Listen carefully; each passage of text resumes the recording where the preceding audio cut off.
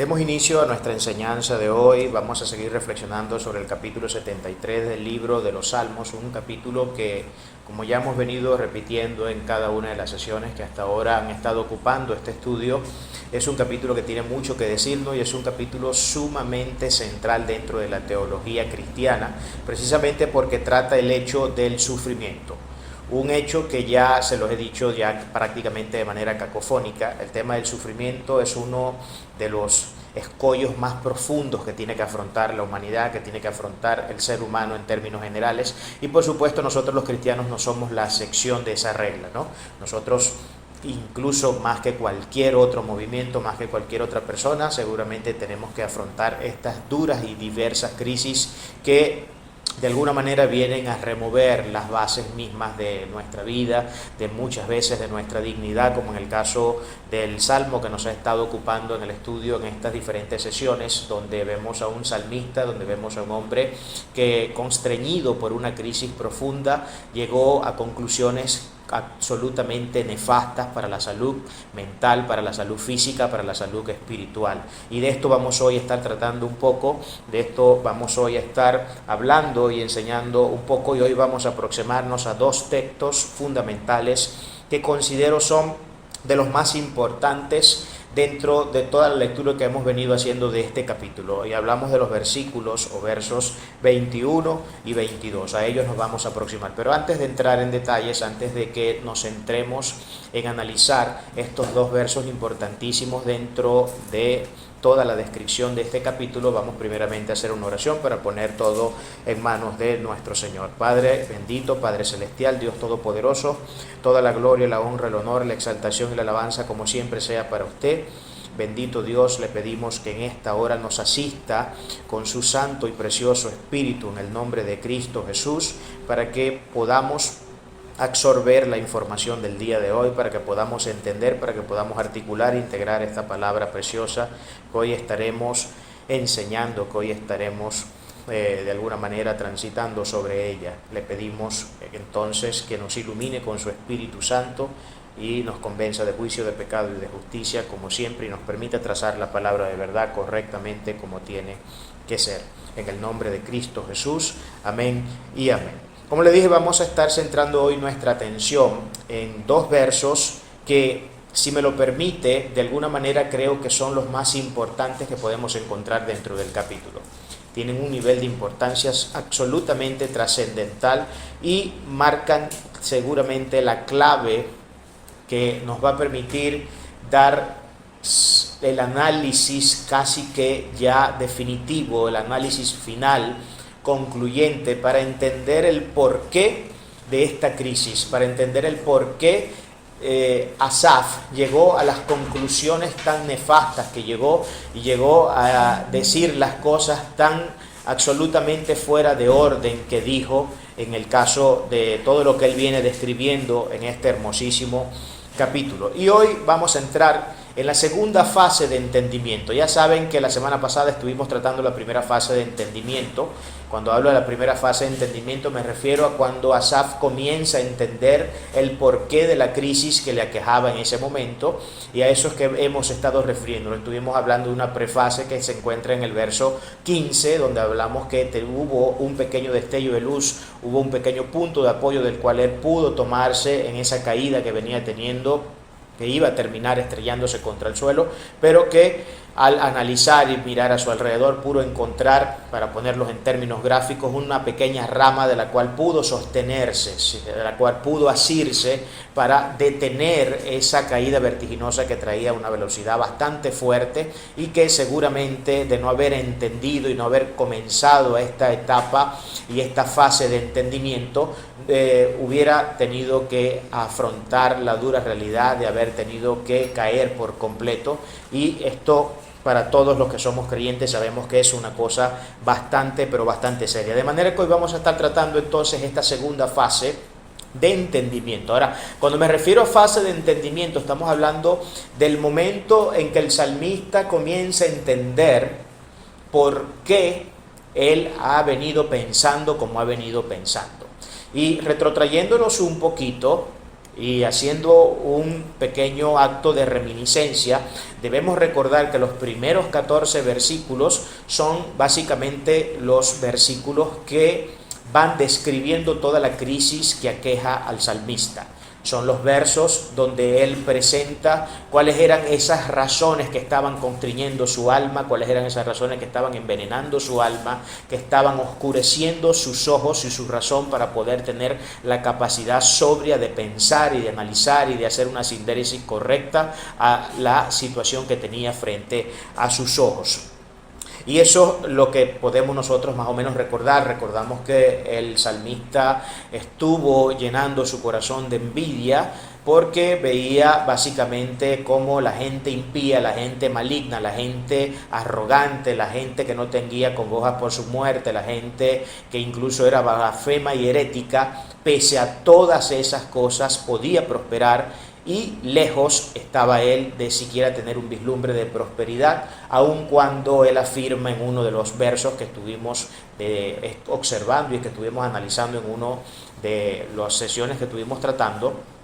Él dijo que él, por el contrario, todas las mañanas se levantaba con una profunda aflicción en su alma, que había mucho dolor en su alma, que había una situación que estaba definitivamente causando serios problemas a todo lo que tenía que ver con su espiritualidad, con su moral como creyente, con su moral cristiana. Y esto es definitivamente un problema que estuvo aquejando al salmista y que de alguna manera estuvo poniéndolo en una condición que para ninguno de nosotros es deseable cuando estamos sirviendo en el ministerio, cuando estamos sirviendo al Señor. Entonces, la fase de entendimiento en la que hoy entramos es la segunda, y es para mí, y ya usted lo podrá observar, usted podrá ver luego que analicemos cada uno de los elementos que vamos a analizar, se podrá dar cuenta cómo ciertamente es la fase más importante dentro del entendimiento de este salmista. Es lo más importante entre todo. Aquí es donde él logra constatar y logra de alguna manera diagnosticar cuál era el problema base, el problema fundamental que le estaba impidiendo ser capaz de entender lo que realmente estaba sucediendo. Y aquí cuando nos comencemos a adentrar vamos a ver algunas cuantas cosas, y la enseñanza de hoy va a ser muy nutritiva porque vamos a tocar algunos aspectos también que tienen mucho que ver con lo profundo de la intimidad de nuestras almas y de cómo éstas pueden ser estorbadas en su crecimiento, de cómo éstas pueden ser estorbadas en su proceso de asimilación de la verdad, incluso de la asimilación de la doctrina, de asimilación del conocimiento de Dios y de tantas otras cosas, y de asimilación del entendimiento de la vida misma en todas sus aristas y en toda su extensión más ancha, más plena, ¿no? Vamos entonces a leer sin más preámbulos el primer verso que estará ocupando nuestra atención el día de hoy, que será objeto de profundo estudio para que tengamos presente y claro a qué me estoy refiriendo con todas estas palabras que digo desde mi introducción. Dice el verso número 21 y declara el salmista de la siguiente manera: se llenó de amargura mi alma y en mi corazón sentía pulsadas. Repito, se llenó de amargura mi alma y en mi corazón sentía pulsadas. Ahora, la primera pregunta que tenemos que hacernos cuando nos encontramos con este verso es: ¿por qué su alma se llena de amargura? ¿Cuál es la razón que lleva al salmista a declarar tan espeluznante cuestión de que su alma se llenó de amargura? Y digo que es espeluznante porque se supone que un cristiano no debería atravesar por este tipo de cosas. Se supone, es lo que mucha gente piensa y cree, ¿no? En esta visión muchas veces utópica que tenemos del cristianismo, pero poco realista, y que nos lleva muchas veces a llegar a conclusiones que por supuesto están completamente deslindadas de lo que el texto sagrado contempla. Pero tenemos que observar primeramente cuáles son las causas, o cuál es la causa principal y que hace que el salmista llene su alma de amargura. ¿Cuál es la causa principal que hace que el salmista llene su alma de amargura? Y bueno, nosotros podemos constatar cuando nos retrotraemos en los textos y nuevamente hacemos un acto de reminiscencia que hay una causa intermedia y una causa última. La causa intermedia es la envidia. Recuérdense que él dice que él tuvo envidia de los arrogantes. Esa es la causa intermedia, pero no es la causa última, es decir, la causa principal. La causa principal del problema de Asaf fue ver que la gente mala prosperaba y que él, siendo bueno, habiendo lavado sus manos, habiendo lavado su conciencia, por el contrario, tenía que afrontar duras crisis y vivir momentos de dificultad tremendo. Entonces ahí tenemos dos causas, una que es intermedia y una que es última. La intermedia es la envidia, por supuesto. La intermedia es el consecuente, la causa intermedia es el consecuente de la causa última, que sería entonces en este caso lo que le acabo de decir. Precisamente el hecho de que Asaf vio que los malos prosperaban y que el que era bueno, que había limpiado su mente, que había limpiado su corazón y había lavado sus manos, le iba peor, le iba mal, todo le salía al revés aparentemente. Hasta podemos incluso creer que Asaf incluso estaba siendo objeto de algún tipo de enfermedad, y hoy vamos incluso a ver cómo era de probable que esto fuera una de las cosas que estuviera atormentando la vida del salmista cuando entremos a estudiar profundamente acá la palabra amargura. Entonces lo primero que quería plantear era eso, cuáles son las causas de la amargura de Asaf. Repito, tenemos una causa intermedia que es la envidia y una causa última que es el haber observado que los malos prosperaban y que los buenos no podían prosperar. Eso fue lo que detonó incluso la envidia en Asaf y lo que hace que su alma se llene de amargura. Eso es básicamente lo que nosotros podemos ver acá. Ahora yo quiero que entremos un poco a estudiar el tema de la amargura, porque es importante que tengamos esto absolutamente claro. Y yo quiero para eso que dediquemos en este momento un pequeño minuto para que nos podamos aproximar a esta realidad. Permítanme acá que estoy buscando las notas. Estaba buscando donde no era. Quiero que definamos la amargura según un artículo que estuve leyendo por el internet de un especialista, de un doctor en el área de la psicología, un hombre con una trayectoria bastante amplia, que nos dice lo siguiente: la amargura es una forma de depresión donde la persona se enfoca negativamente en el mundo exterior, pensando que ha sido tratado injustamente. Según el diccionario, la palabra amargura significa aflicción, sinsabor, disgusto, pesadumbre, melancolía. Muchas veces la amargura es el resultado de un resentimiento. Se vive una ofensa y al no perdonar la ofensa se convierte en ira o en dolor. Y se convierte en ira y en dolor, y esto se convierte a su vez en odio. Este odio se convierte en amargura, que es la aflicción del alma, dice acá. Nadie puede ser feliz o tener paz si su corazón está lleno de amargura. Entonces, allí acabamos de ver una definición que me parece a mí que es muy precisa, una definición muy sencilla, muy breve, pero precisa y concisa, donde el autor de este artículo dice: primeramente comienza declarando que la amargura es un tipo de depresión.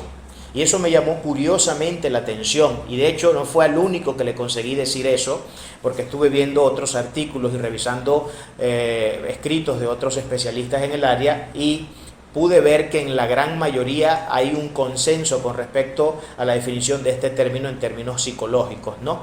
Si se define de una manera que expresa una forma de depresión en la vida de la persona. Y esto es sumamente curioso, ¿no? Porque por lo general todos nosotros, si nos hubieran pedido dar una definición de esto, seguramente ninguno de nosotros hubiéramos tenido dentro de nuestra contemplación analítica del hecho la realidad de que esto tiene que ver con una forma de depresión. La amargura tiene que ver con una forma de depresión donde la persona se enfoca negativamente en el mundo exterior pensando que ha sido tratada injustamente. Fíjense que la causa, y aquí podemos ver cómo esta definición acaba de validar lo que nosotros dijimos cuando comenzamos a analizar el texto.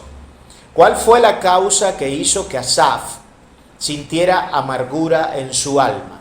Pues ya yo les dije que hay una causa intermedia y una causa última. La causa intermedia tiene que ver con la envidia, la causa última ver cómo la gente mala prosperaba. ¿Y qué es lo que está diciendo acá? Que la amargura puede venir por un resentimiento, por falta de perdón.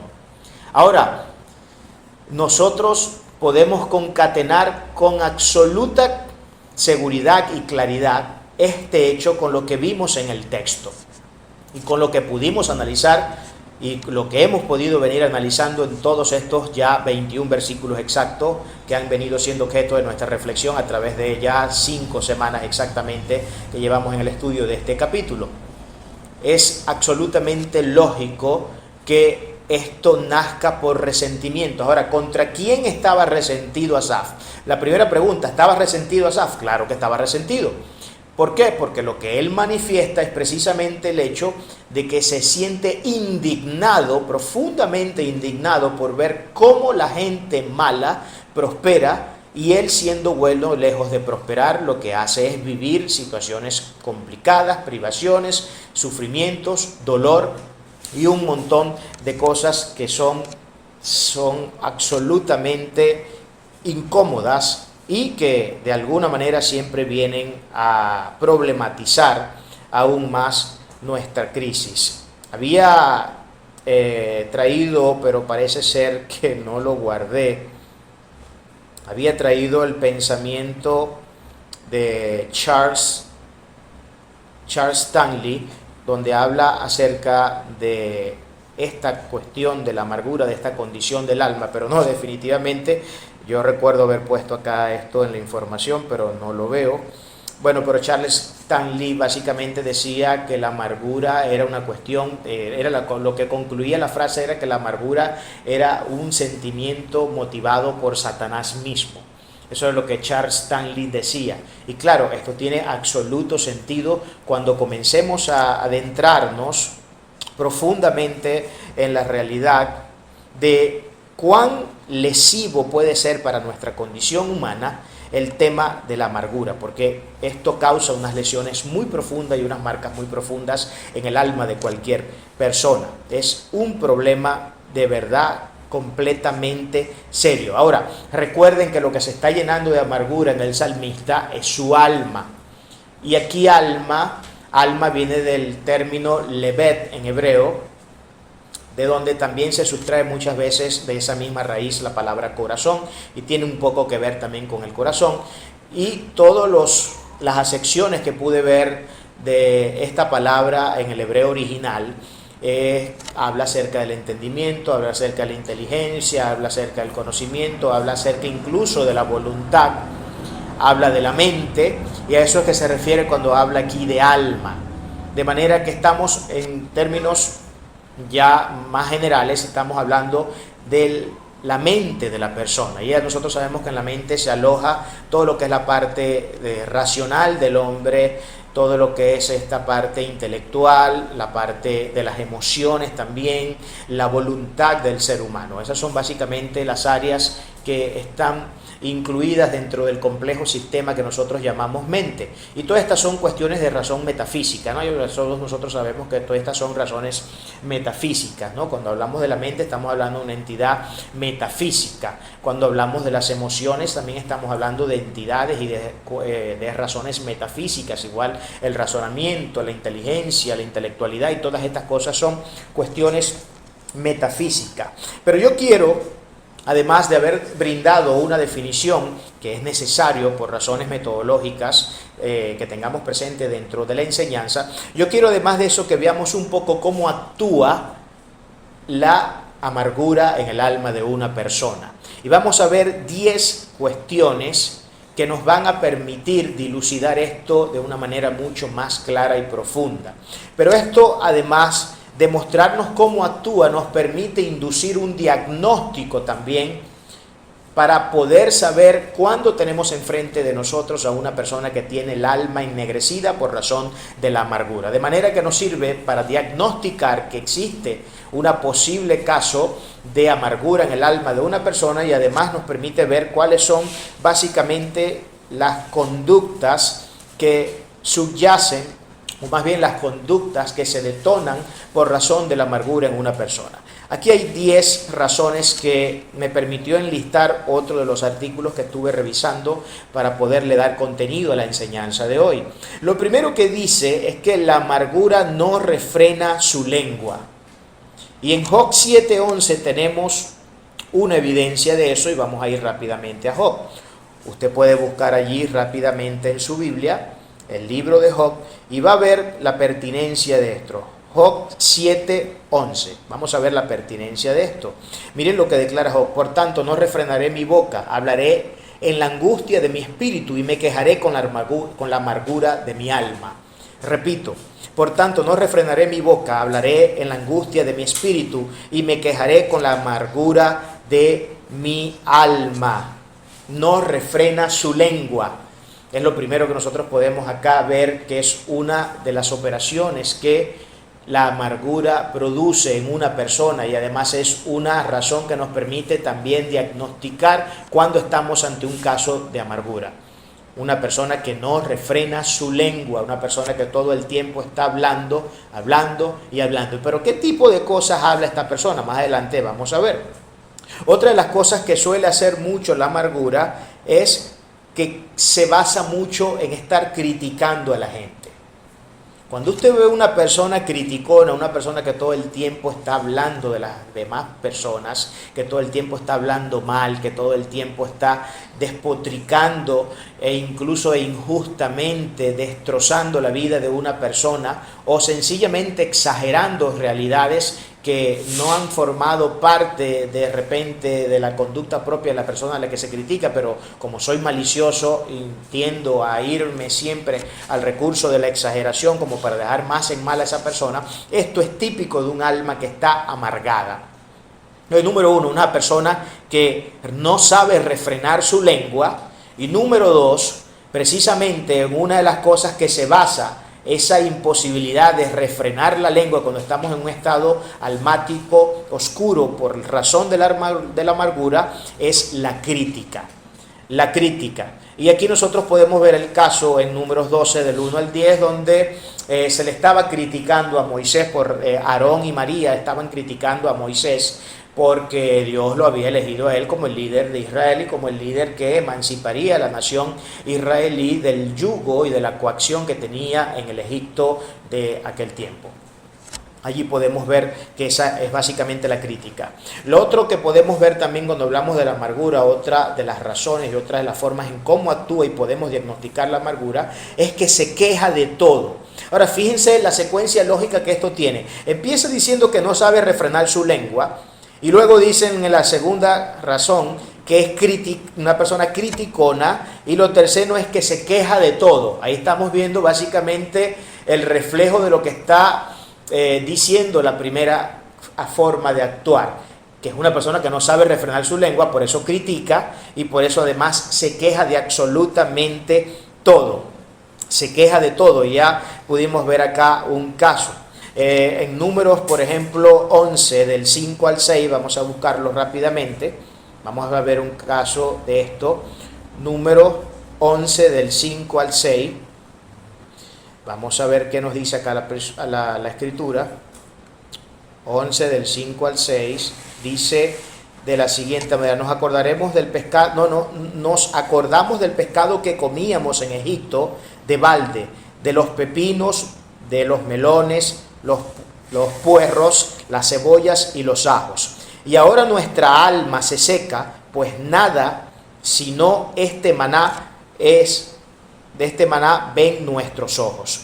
Aquí estamos ante un caso donde vemos cómo se estaba quejando la nación de Israel, porque ahora lo único que podían comer era el maná que caía del cielo. Y recordaban los manjares que se daban cuando vivían aún en la opresión y en la coacción egipcia, y de manera absolutamente indigna, porque Parece ser que lo único que recordaban era la parte buena de lo que tenían cuando estaban en Egipto, pero no recordaban que eran esclavos, que eran personas que que tenían muy pocos derechos y que en la medida que el tiempo fue avanzando mientras estaban en ese cautiverio, las cosas se iban poniendo cada vez más feas con ellos, se iban de alguna manera problematizando aún más y haciéndose cada vez más intensa la crisis que el pueblo de Israel le tocó vivir cuando estaba en esa coacción de la nación egipcia. De manera que se queja absolutamente de todo, y eso es lo que pudimos ver en Números 11 del 5 al 6. Otra de las cosas que podemos ver dentro de una persona que tiene un alma amargada es que es una persona maldiciente. Es una persona maldiciente. Y aquí tenemos el caso de Números 22, 6, donde Balac le pide a Balaam, al profeta Balaam, que maldiga al pueblo de Israel, porque están viendo en ese pueblo una absoluta posibilidad de crisis para su nación. O sea, es decir, esta gente, Balac, estaba observando a la distancia cuán grande era el pueblo de Israel y estaban viendo cuántos problemas, por supuesto, esto podía traer por razón de aquel pueblo que era tan grande y que no tenían ni idea si el pueblo se iba a volcar en contra de ellos o no se iba a volcar en contra de ellos. De manera que hay que tener, el rey Balac le tuvo que decir a Balaam que maldijera al pueblo de Israel. Un caso también de un alma ennegrecida por razón de la amargura, y eso es lo que nosotros podemos ver en ese caso. Otra de las cosas que produce la amargura es desánimo. Desánimo es otra de las cosas. En Job 21, 25 podemos ver, y vamos a ver nuevamente qué tiene que decirnos, porque si hay alguien que es experto en el área del sufrimiento y que tiene PhD en todo lo que tiene que ver con el dolor, la privación, el sufrimiento y cualquier contingencia que podemos vivir en la vida, es precisamente Job. Creo que Job sería el personaje por antonomasia que vendría a ilustrar todo lo que tiene que ver con el sufrimiento humano de manera muy profunda y taxativa. Vamos a estar viendo en Job 21, 25 lo que es la parte del desánimo. Job 21, 25. Y dice de la siguiente manera, dice: y este otro morirá en amargura de ánimo y sin haber comido jamás con gusto. Sin haber comido jamás con gusto. Morirá, dice, y este otro morirá en amargura de ánimo y sin haber comido jamás con gusto. Allí tenemos un caso donde se plantea que la amargura también viene a ser causante de desánimo. Otra de las cosas que causa mucho la amargura, por razones más que evidentes y lógicas, es el llanto, y algo muy importante acá de resaltar es que impide orar. Impide orar. Por supuesto que un alma cuando está afligida, acuérdense que la amargura es un estado de aflicción del alma. Y como es un estado de aflicción del alma, lo que sucede dentro del alma es que hay un descontrol emocional, y también hay un descontrol desde el punto de vista cognitivo, desde el punto de vista racionalista, desde el punto de vista intelectual. Y sobre eso vamos a estar hablando un poco también ahorita. Desánimo, llanto, e impide orar, porque al estar afligidos, al estar desanimados, al estar completamente fuera de lugar, estas cosas por supuesto van a impedir que tengamos una vida espiritual como Dios manda, que pueda desarrollarse día a día. Lo séptimo es, roba la atención. En Job nuevamente 17 del 1 al 2, Job 17 del 1 al 2, dice lo siguiente: mi aliento se agota, se acortan mis días, y me está preparado el sepulcro.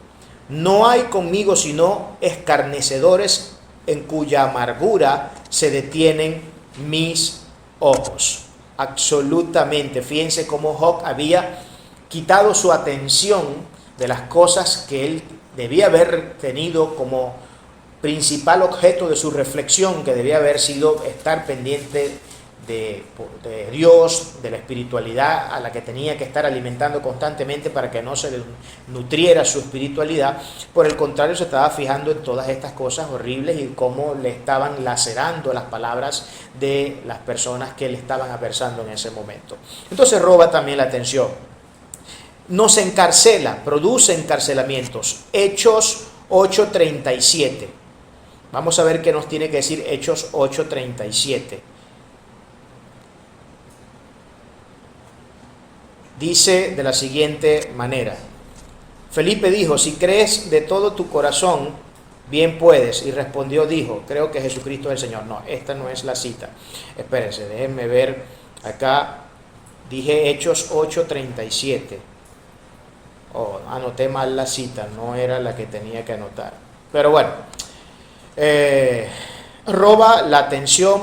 8 tiene en prisión, nos tiene en prisión. Por supuesto que la amargura es lógico que nos ponga en un estado de confinamiento en muchos aspectos. Y una de las cosas que precisamente viene a confinar y a delimitar mucho la amargura de alma es precisamente la parte racional. La parte racional del hombre. Y esto es un problema sumamente delicado, un problema sumamente duro.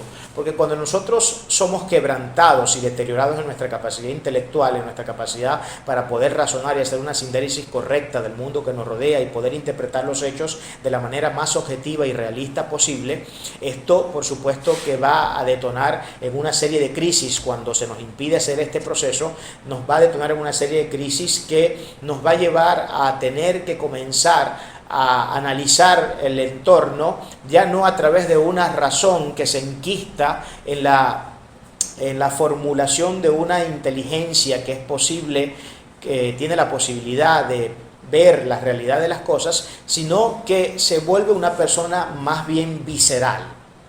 Una persona visceral. Ustedes han escuchado seguramente el término cuando a veces nos tratamos de referirnos a ciertas personas como personas que son viscerales. Cuando nosotros decimos que alguien es visceral, básicamente lo que estamos tratando de transmitir con ello es que es una persona que se deja llevar puramente por las emociones, que se deja llevar puramente por una parte emotiva, pero que poco de racional tiene, que poco de inteligente tiene. Una persona visceral es una persona que es objeto profundo de las peores emociones que pueden detonarse dentro de un ser humano. Por ejemplo, la rabia podría ser una de esas emociones, la ira, la inseguridad también, la compulsión con la que muchas personas reaccionan. Ustedes saben, y esto estuve estudiándolo también en algunos de los artículos que tuvo que ser objeto de mi estudio para poder traerles esta reflexión. Ustedes saben que según la biología y la neurociencia, en diferentes estudios que se han hecho, se ha obtenido el resultado de que el ser humano actúa ante los estímulos primeramente de manera emocional. Raramente una persona, un ser humano, reacciona ante un estímulo de manera racional. Por lo general siempre tendemos a reaccionar de manera, como lo dijimos ahorita, hablando en términos más vulgares, visceral, es decir, emocional. Y pocas veces lo hacemos de manera racional. Y en eso podemos entender la razón de por qué nos equivocamos tanto los seres humanos, de por qué tenemos que muchas veces ponernos la mano en la cabeza y de por qué tenemos que estar pidiendo disculpas a cada rato y perdón a cada rato por la cantidad de cosas que hacemos, de las cuales después a los minutos, una vez que hemos llegado al estado de sobriedad mental, al estado de sobriedad racional, podemos nuevamente tener la capacidad de razonar las cosas ya desde un punto de vista realista. Y tenemos que pedir mucho perdón precisamente por eso, porque el ser humano es así por naturaleza. Y esto es, por supuesto, un problema, ¿no? Un problema que es necesario que tengamos presente y que trabajemos en él, que ataquemos de manera profunda, porque cada vez que nosotros reaccionamos ante la vida, dependiendo a través de cualquiera sea el estímulo que tengamos, siempre vamos a tener que afrontar la dura realidad de que es la parte emotiva, es la parte emocional la que por lo general tiende a hablar primero, cuando debería ser al revés. Y por eso es que nos buscamos tantos problemas de a gratis muchas veces, ¿no? Por eso es que tenemos tantas dificultades para entendernos con ciertas personas, para establecer relaciones sanas o mantener una relación sana con ciertas personas, porque siempre reaccionamos de manera emocional y pocas veces reaccionamos de manera racional. Y creo que este es un llamado que definitivamente tenemos que hacerle a nuestra alma y a nuestro corazón para que entienda cómo debemos realmente tratar en estos casos. Entonces esto causa definitivamente una prisión. Otra de las cosas que produce y otra de las cosas que podemos ver dentro de la actitud de una persona amargada es que suele contaminar a los demás. Hebreos 12:15, vamos a buscar. Hebreos 12:15, un texto poderoso. Ya vamos a ver lo que dice Hebreos 12:15, porque ciertamente esto tiende a contaminar no solamente el alma de la persona que propiamente está siendo objeto de esta realidad, sino que tiende también a contaminar al resto de las personas. Dice Hebreos 12:15 de la siguiente manera: mirad bien, no sea que alguno deje de alcanzar la gracia de Dios, que brotando alguna raíz de amargura os estorbe y por ella muchos sean contaminados. ¿Contaminados por qué? Porque han dejado brotar una raíz de amargura. Y aquí el problema se vuelve más denso y se vuelve más complicado y serio. Porque estamos hablando ya no de una condición que solamente afecta a quien es objeto de ella, sino que estamos hablando de una condición que tiene la potencialidad de incluso enfermar, contaminar a las personas que están a nuestro alrededor. Por eso es que debemos tener sumo cuidado con este tipo de emociones a las que somos tentados a diario a acoger dentro de nuestro ser. Porque a diario somos tentados a fijar una posición de este tipo, porque nos encontramos con cada persona en la vida, hermano, nos encontramos con cada gente, nos encontramos con cada comentario, tenemos que a veces experimentar y vivenciar situaciones que son pero tan cuestionables que, hermano, o sea, la tentación de que nosotros caigamos en una condición de este tipo está todo el tiempo presente. Todo el tiempo está presente y debemos tener sumo cuidado. Ustedes saben que el tema del pecado es un tema sumamente serio. Y yo les he dicho a ustedes que uno de los grandes problemas con el pecado no está solamente en el hecho de que afecta a la persona quien emite el pecado, quien produce el pecado, sino que también afecta el círculo de personas que nos rodean o tiene la potencialidad de poder afectar a las personas que nos rodean. Muchas personas pueden ser a veces víctimas de nuestras malas decisiones, no siendo ellos culpables de las malas decisiones que hemos tomado en un momento determinado de nuestras vidas. Pero esto es una realidad con la que muchas veces tenemos que lidiar en la vida. Nuestras malas decisiones tienden también a afectar a las personas que nos rodean. Y aquí podemos ver cómo la amargura podemos, de hecho, definirla como un pecado, hermano. La amargura podremos definirla como un pecado, porque es contrario a un principio tan fundamental en la palabra del Señor, que es el gozo, por ejemplo. Es contrario al gozo, es contrario a la mansedumbre, es contrario al dominio propio, es contrario al amor. Porque acuérdense que la amargura, una de las cosas que dijimos que hace es que nos encarcela. O sea, nos delimita en la posibilidad de poder actuar correctamente. Y cuando nosotros somos limitados en la posibilidad de poder actuar correctamente, eso es pecado, hermano. Acuérdense que pecado no es solamente hacer lo que se supone que no debemos hacer, lo que sabemos más bien que no debemos hacer. Pecado es saber hacer lo bueno y no hacerlo. De manera que si estamos confinados en una cárcel por razón de un alma que ha acogido este pernicioso y nefasto sentimiento que es la amargura, una de las cosas que la amargura va a impedir es que hagamos las cosas buenas que sabemos que debemos hacer. Y si no las hacemos, esto pues nos será contado como pecado, porque el pecado no es solamente hacer lo malo, es saber hacer lo bueno y no hacerlo. De manera que estamos ante una situación sumamente complicada, ante una situación sumamente compleja en la cual debemos cuidarnos de manera muy, pero muy cuidadosa, especial, ¿no? Dice lo último, que no le importa perder relaciones. Proverbios dice acá 18:19. Proverbios 18:19. Vamos a ver qué tiene que decirnos acá la palabra. Proverbios 18:19. Dice de la siguiente manera: el hermano ofendido es más tenaz que una ciudad fuerte, y las contiendas de los hermanos son como cerrojos de alcazar. Como cerrojos, las contiendas son como cerrojos. Imagínese usted, son como cerrojos. O sea, ¿a qué se refiere acá la palabra? ¿A qué tiene que ver la palabra cerrojo acá? ¿Cuál es la referencia clara que nos quiere ilustrar cuando habla que estas cosas, la contienda es como un cerrojo, que nos tranca, nos bloquea, nos cierra la posibilidad de poder tener relaciones sanas con las personas? Este es uno de los grandes problemas que nosotros tenemos cuando estamos abordados por esta emoción tan nefasta, tan contraproducente para la salud mental, y no solamente para la salud mental, para la salud física y para la salud además, física, mental, espiritual. Ya nosotros vamos a ver un poco más adelante acerca de todas estas cuestiones para que tengamos claro lo que estoy tratando de decir acá. Entonces estamos acá en el capítulo 73 de Salmos, donde venimos reflexionando sobre esta dura realidad que le tocó afrontar al salmista.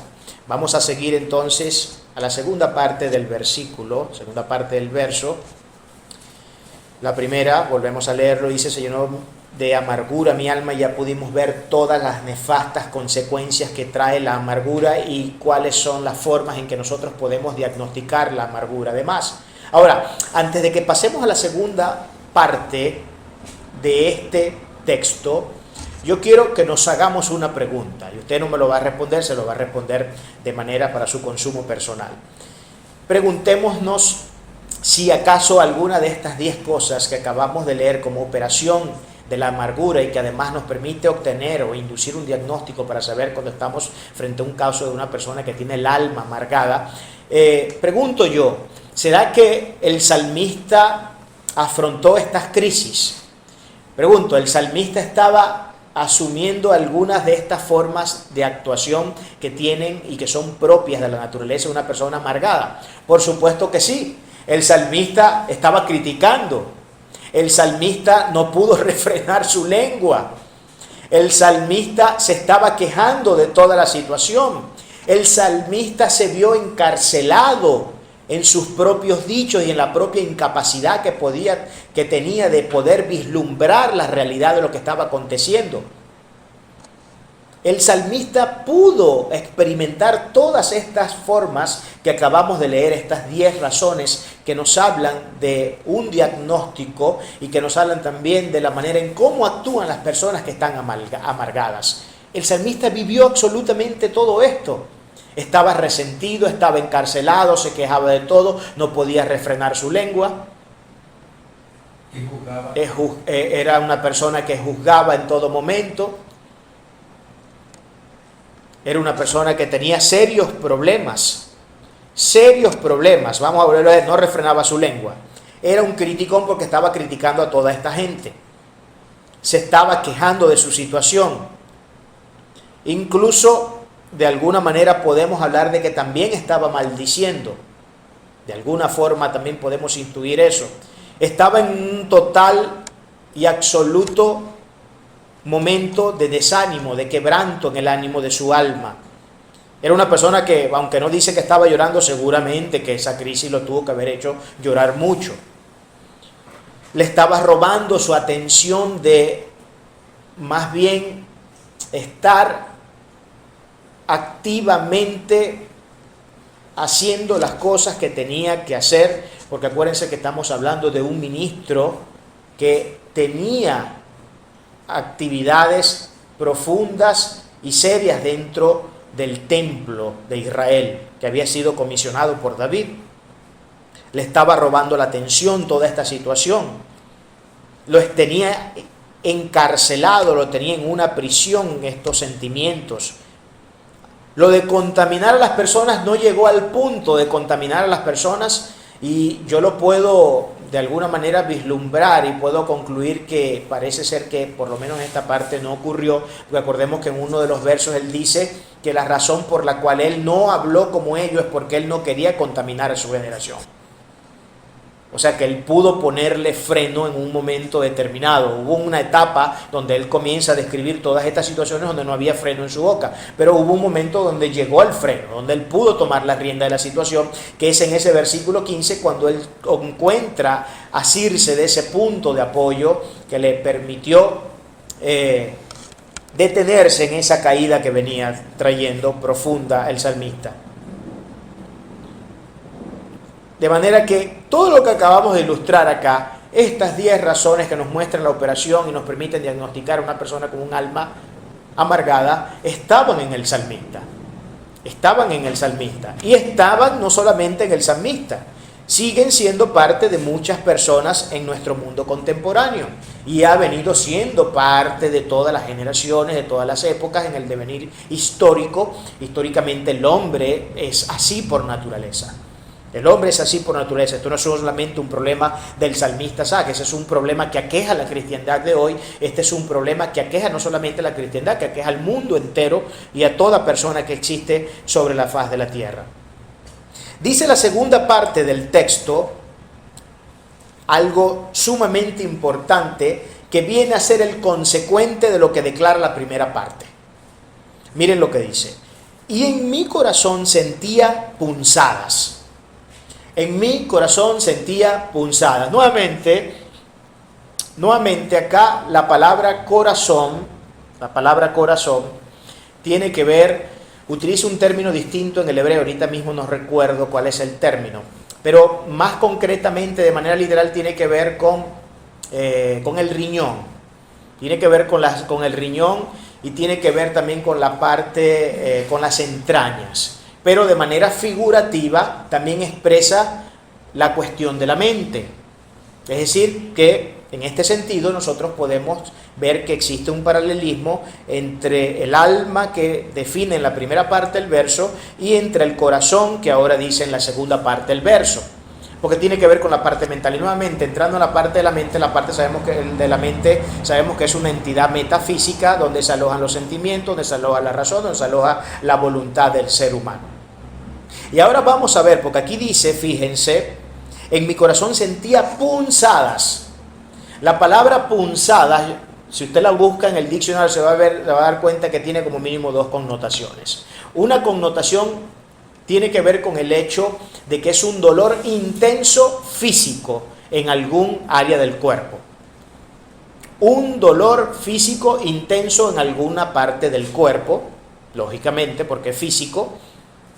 Y lo otro también que podemos encontrar, una segunda sección del término, es que es un profundo, tiene que ver con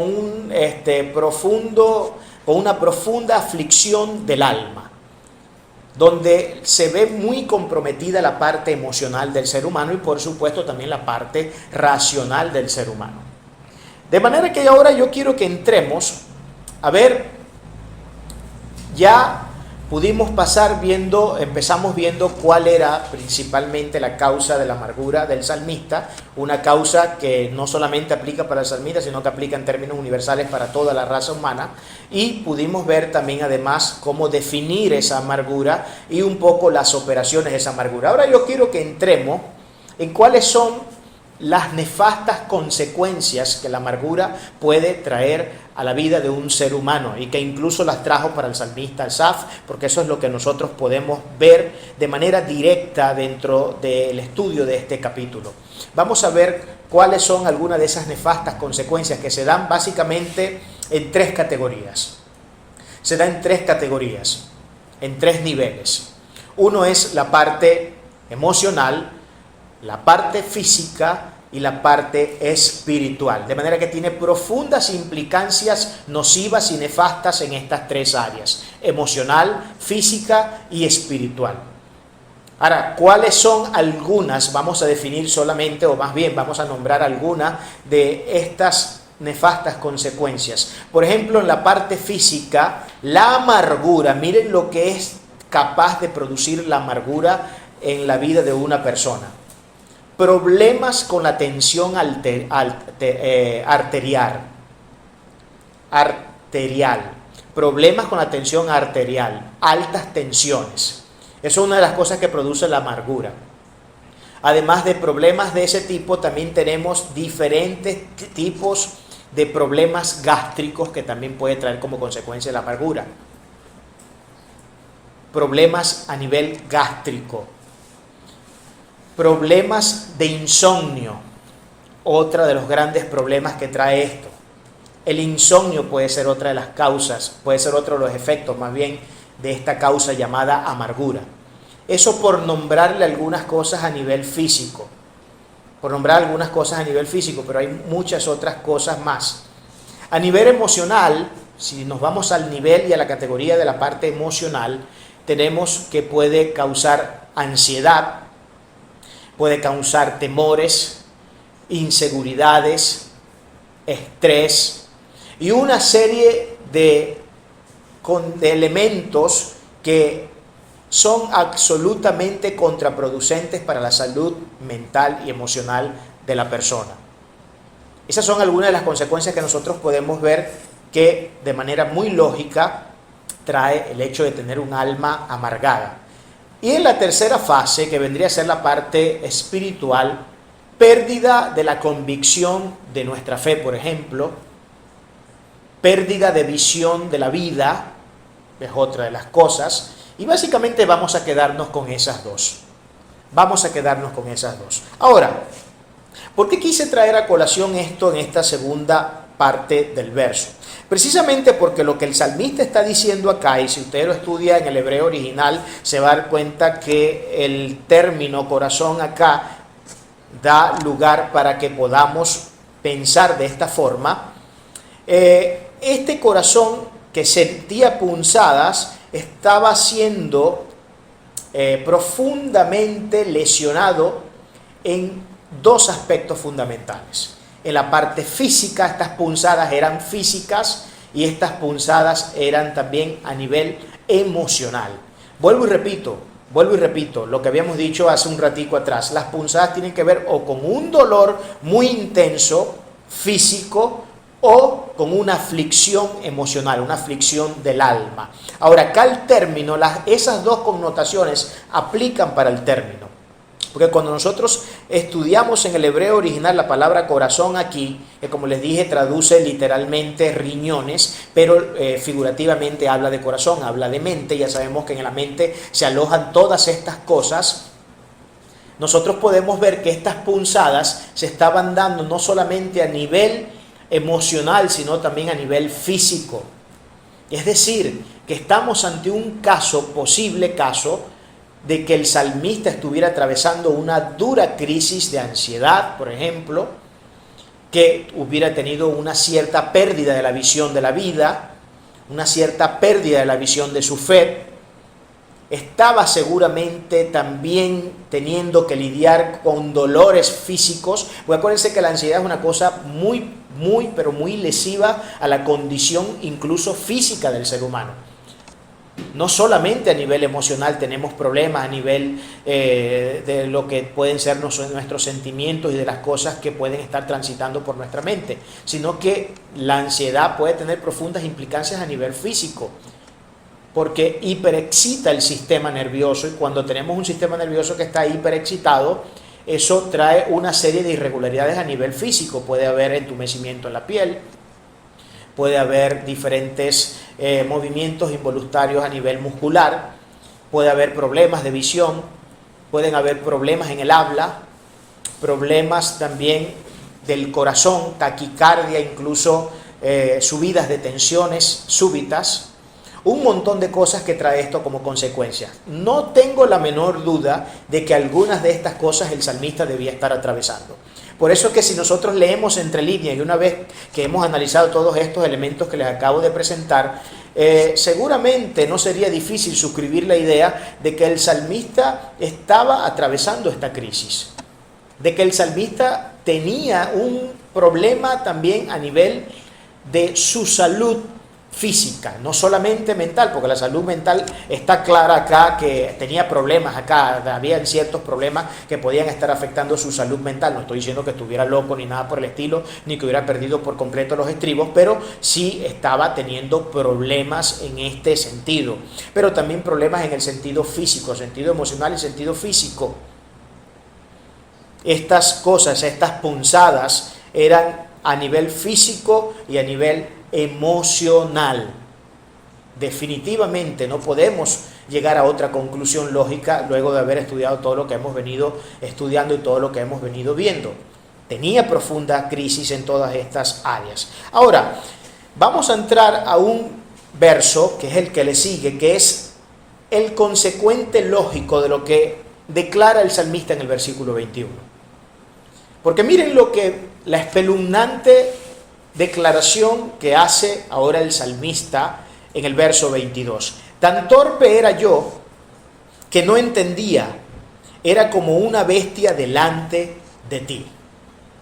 Tan torpe era yo que no entendía. Ese es el consecuente directo de lo que vimos en el verso 21.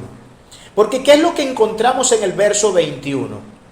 Bueno, ya hablamos de una parte emocional y nos hemos basado un poco más en describir básicamente la parte emocional. Ahora yo quiero que centremos un poco más nuestra atención en la parte ya no emocional, sino más bien racional.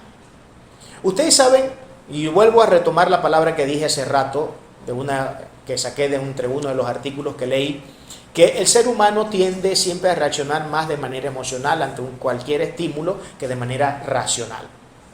Y precisamente eso se debe al hecho de que el ser humano es más emotivo, es más emocional que racional. Yo he leído cantidades de artículos, por supuesto que sobre esto a lo mejor usted no va a encontrar un consenso mayoritario, ¿no? Hay personas que dicen lo contrario, hay personas que dicen que no, que somos más racionales que emocionales, pero en la mayor parte de las veces que yo me he adentrado a estudiar sobre esta cuestión, he podido ver que los especialistas concuerdan más en el hecho de que el ser humano es mucho más guiado por sus emociones antes que por sus razones. Y me quiero detener acá para poderle dar mayor sentido a lo que acabamos de leer en el verso 22, porque una de las cosas que son lesionadas de manera muy profunda cuando estamos en una condición de amargura, cuando nuestra alma ha sido ennegrecida por este pecado, cuando nuestra alma ha sido afligida por este pecado, y ya saben por qué les llamo pecado, ya hicimos ahorita un ejercicio de análisis donde pudimos ver por qué podemos incluso llamar a la no a la amargura per se pecado, sino a lo que produce. De repente la amargura per se no, porque la palabra dice que podemos molestarnos, pero que no podemos reaccionar en consecuencia con esa molestia que tenemos, ¿no? O sea, no es lícito airarnos, pero no pecar. Entonces, el problema per se no es que la amargura per se sea pecado, sino lo que eso logra detonar en nosotros. Los detonantes que vienen como consecuencia de la amargura son los que pueden y son potencialmente paralizantes para que nosotros podamos hacer lo que debemos hacer. Pero vamos a centrarnos entonces en la parte racional. Cuando ya un ser humano, entendiendo que para empezar es más emocional que racional, si para colmo se le añade esta pequeña cereza al pastel que es la amargura, donde ya sabemos que esto viene a lesionar profundamente la salud mental de la persona, no es absurdo ni descabellado pensar en la idea de que nuestra razón, bajo esta condición, se ve aún más deteriorada y más lesionada de lo que normalmente es. ¿Y a qué me estoy refiriendo con esto? ¿Qué es lo que quiero que ustedes entiendan y qué es lo que quiero que entendamos en esta mañana? Que si nosotros estamos atravesando por una etapa de este tipo, nuestro cerebro tiende a bloquearse en su habilidad de razonar las cosas. Nuestro cerebro tiende a convertirse en una máquina, como declara aquí en el verso 22, torpe. Torpe. Nos convertimos en personas torpes. ¿Por qué? Porque al no tener actividad plena en nuestras facultades racionales, por razón de emociones que están de manera descontrolada actuando en la persona, la que vamos a traer como consecuencia de esto es que no vamos a poder hacer una síntesis correcta de la realidad. ¿Y a qué me refiero con una síntesis correcta de la realidad? Lo que estoy hablando con esto es que no vamos a poder interpretar los hechos de manera objetiva y realista, sino que los vamos a interpretar desde una visión completamente sesgada y distorsionada, precisamente por ese entramado de realidades tóxicas dentro de nuestras emociones que impiden que nuestra razón pueda actuar de manera coherente, lógica. Y cuando ya hemos sido emplazados en la capacidad de poder razonar coherente y lógicamente, la consecuencia lógica es que sencillamente nosotros no vamos a poder entender la situación. Y por eso dije al principio que este era el problema principal del salmista. Ahora yo quiero concatenar esto con lo que dice el versículo 20, si mal no recuerdo, que es donde dice que a lo que él entró al templo fue que pudo entender el fin de ellos. 17. Eso es lo que dice el salmista. Sí, cierto, en el 17. En el 17 es cuando él entra en el templo y dice que pudo entender el fin de ellos. Se recuerdan que para ese día yo utilicé unos pensamientos para darle forma a eso, un pensamiento inicial con respecto a eso que decía que no es suficiente llevar el cuerpo a la iglesia si no llevamos nuestro corazón. No es suficiente llevar el cuerpo solamente. Es necesario que juntamente con el cuerpo, el corazón también entre a la iglesia. Y les decía yo cuando estábamos reflexionando sobre ese verso que ese había sido el problema del salmista. Pero ahora, aquí podemos entender más profundamente cuál era el problema del salmista cada vez que estuvo entrando al templo y que pese de que era una persona que constantemente tenía que estar por razones ministeriales en el templo, no llegó a entender su crisis de manera instantánea, sino que le tomó un cierto trecho poder entender esta crisis. Y la razón es porque él, habiendo sido objeto de la amargura de alma, habiendo sido completamente lesionado por esta condición de su alma, la habilidad racional, coherente e intelectual del salmista se vio lesionada profundamente. Por eso él no pudo entender, aunque él estaba entrando al templo, y aquí podemos decir que en cierta medida el corazón podría estar presente, pero no presente de manera correcta, no presente de manera que pudiera entender lo que tenía que entender. ¿Por qué? Porque estaba en estado de desánimo, pero no solamente porque estaba en estado de desánimo. Recordemos que una de las cosas que produce acá la amargura es que desvía nuestra atención. Lo vimos ahora, ¿no? Que desvía nuestra atención. Quiere decir que cuando el salmista entraba al templo, esto no es un absurdo decirlo, seguramente era así, que cada vez que el salmista entraba al templo, su corazón estaba tan desviado en su atención hacia el templo que no le permitía recibir en el templo lo que tenía que recibir en el templo. ¿Por qué? Porque su corazón todo el tiempo estaba rumiando en la idea de que cómo es posible que yo, siendo un justo, tenga que sufrir, y esta cuerda de sinvergüenzas que hacen cuanta cosa les viene en gana hacer y no tienen el más mínimo respeto por Dios ni por las cosas de Dios, les va bien en absolutamente todo lo que hacen. Eso es absolutamente lesivo para el alma de cualquier ser humano. Eso es profundamente lesivo para nuestras almas, y eso es algo que va de manera absolutamente segura y profunda a traer serios problemas y serias crisis a nuestra vida. Entonces aquí podemos entender un poco más qué es lo que pasaba cuando Asaf estaba en el templo. Al estar su corazón dirigiendo su atención a esta cosa que rumiaba constantemente y que estaba perturbando la salud mental del alma de este hombre, no podía recibir de Dios y no podía razonar las cosas de Dios concreta y correctamente. Ese era el problema que estaba teniendo. Por eso declara en el verso 22, tan torpe era yo. Fíjense que aquí está utilizando un superlativo. Tan torpe. O sea, él no dice era torpe. Dice soy tan torpe. Superlativo. Superlativo. Que yo no entendía. O sea, fíjense, el problema acá, el salmista está describiendo cuál era su problema base.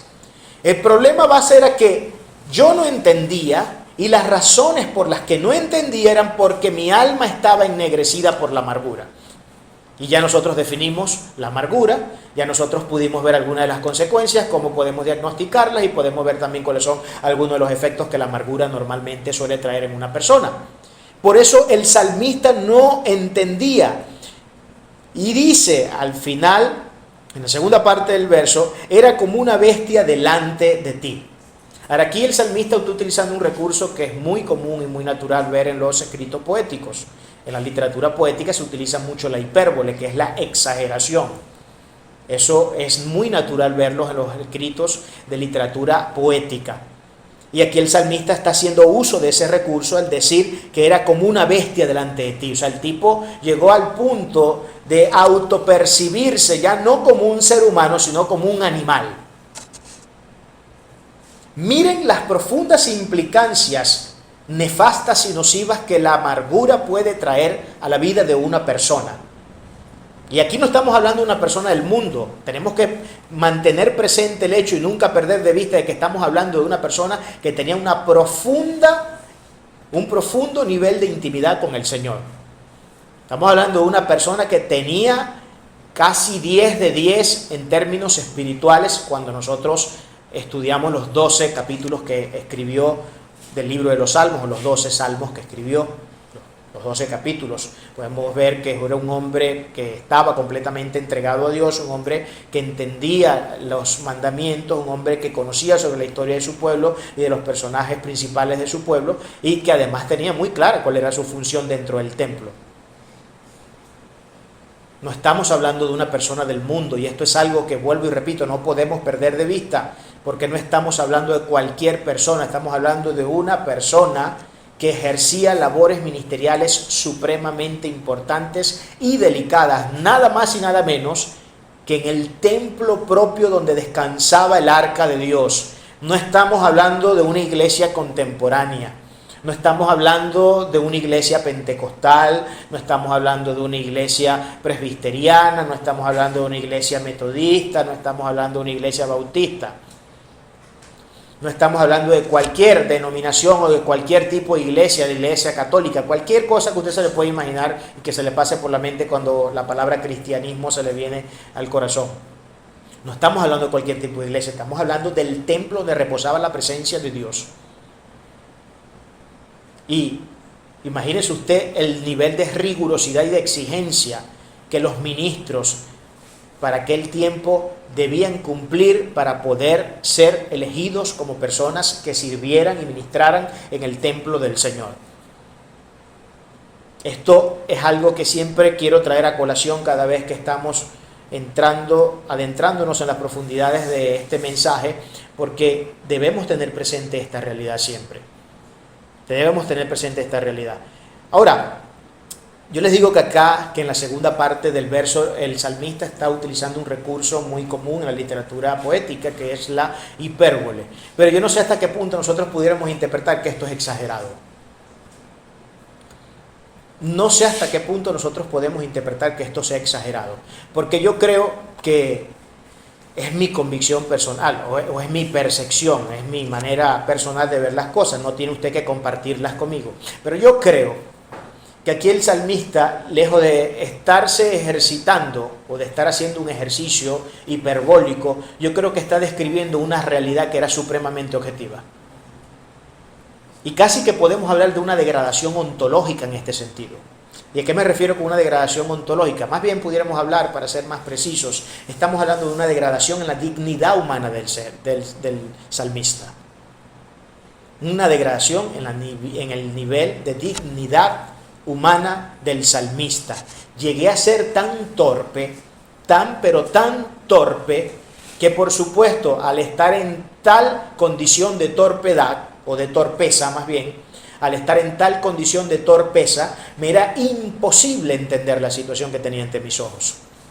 No tenía la capacidad de interpretar los hechos correcta, objetiva y realistamente.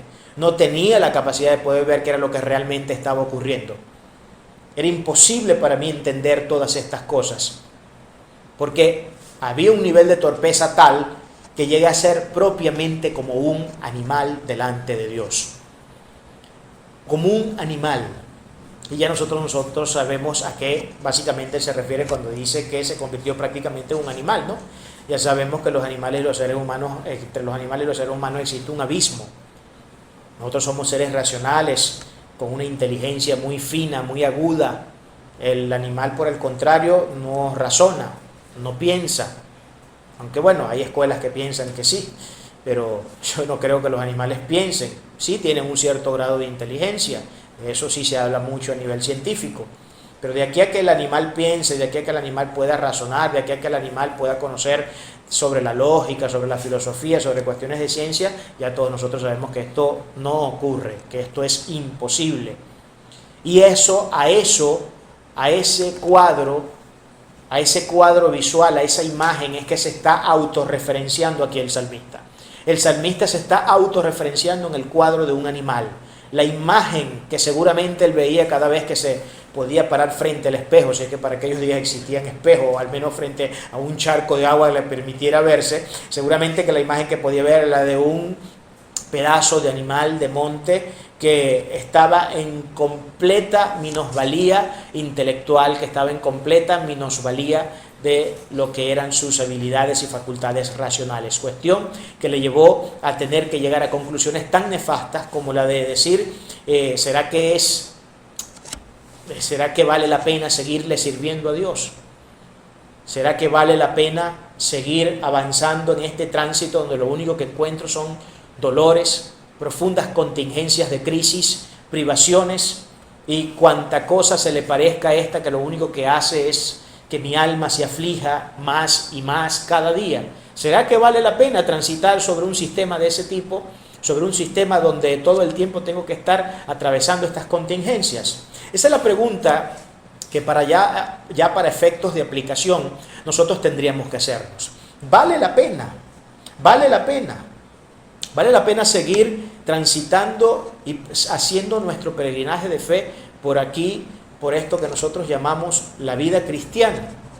Bueno, la respuesta que nos brinda el Salmo, y eso lo vamos a ver en próximas sesiones, es absolutamente contundente.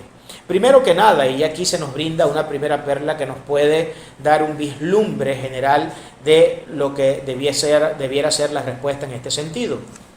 Y básicamente es que el salmista no estaba entendiendo y no estaba interpretando correctamente los hechos debido a la torpeza que había en su mente, que había en su corazón. No podía interpretar correctamente los hechos. Ahora, ¿qué nos dice eso de manera tácita? Porque aquí habría que hacerse la pregunta metodológica. De manera tácita, ¿qué es lo que él nos está diciendo aquí? ¿O qué es lo que el libro acá nos está enseñando? Si su problema con toda esta crisis y situación era porque él nunca llegó a entender, o no nunca, porque sí lo entendió, y aquí vemos cómo entró en la etapa de entendimiento, y estamos precisamente abordando el segundo punto de esa fase de entendimiento. Pero lo que esto nos deja ver de manera tácita y que podemos leer entre líneas es que sí existe una respuesta para esto. Y que no solamente existe una respuesta, sino además una respuesta que es alentadora, una respuesta que es lo suficientemente poderosa como para ayudarnos a afirmarnos cada vez más sin importar y al margen de cualquier crisis que nosotros podamos afrontar en la vida. Sí es posible, además sí vale la pena. Y eso lo vamos a ver en próximas sesiones, vamos a ver cómo esto es absolutamente posible, es necesario, conveniente y por supuesto muy, pero muy provechoso para la salud física, mental, espiritual de nuestras almas. Vamos a darle gloria a nuestro Señor.